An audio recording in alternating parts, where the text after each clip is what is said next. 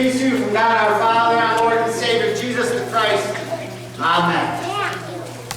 So Jesus and his disciples are walking in Jerusalem and they look towards the temple, the grandest and most beautiful building in all of Jerusalem. And they're admiring it. Think about if you were in a big city like Chicago or New York, looking at the skyscrapers, right? You see this magnificent building, and they're commenting on its beauty and its majesty and how great it is.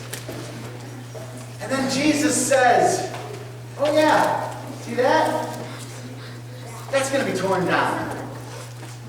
Now think about that. The biggest, grandest, most important building to you in the world, because the temple is the center of Jewish worship, is the center of all of Jewish life. The home of God. Literally, there is a holy of holies that only the priest can go into, because that's where God lives.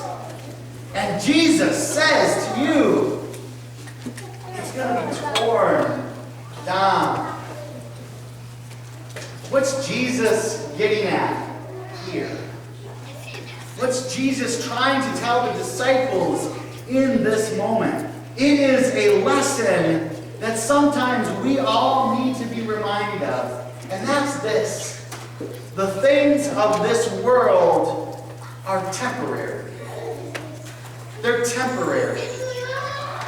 I learned this lesson myself when I was 16 when my father died, who was my temple, who was the thing that I thought would always stand. And when he died, I had this realization that everything I knew or saw could be taken away in a moment, in a flash. Except for one thing. And that was God.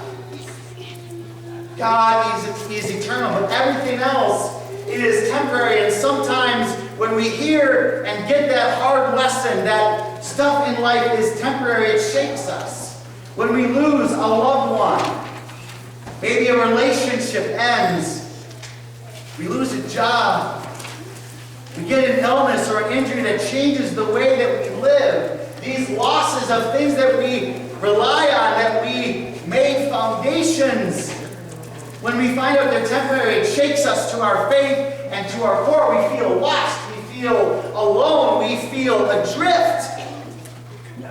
We feel like the disciples imagining that beautiful temple torn asunder. And then we see Jesus. Then we see Jesus. Because that's where Jesus shows up a lot of the time. He shows up right there in the midst of the rubble of that temple that we've had in our life. Jesus is there next to us as we grieve the loss of our loved one. Jesus is there as we sit in the car after we've lost a job, a relationship has ended, and the tears are flowing. Jesus is there to give us strength. When we're not sure of the direction of our life, in the midst of our suffering, of our illness, when we're tired of the pain and the aggravation, Jesus is there. Right there. Crying with us, hugging us, loving us, strengthening us, reminding us that the light shines in the darkness and the darkness does not overcome it, because the light of Christ shines in God's promises. As it says in the psalm, we have the victory and we can rejoice even in the midst of the rubble that our lives sometimes become.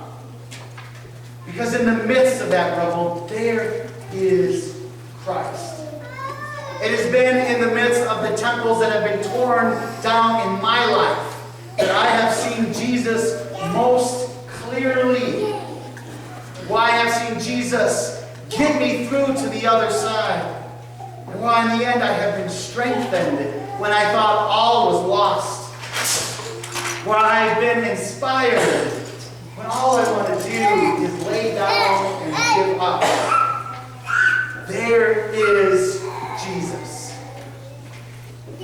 Right now, in your life, if you're walking through the city of your life and you see those big, beautiful temples, and you might see a few of them laid in rubble at your feet, this is the good news my brothers and sisters, Christ is there for you today and tomorrow and the next day and the next day and the next day. Because Christ promises to be there with us to the end of the age, giving you new life, reminding you of the promise of eternal life, and reminding you that you are loved and that you will make it through. Because Jesus has your back. Jesus is there for you today and always. For that we can say thanks be to God. Amen.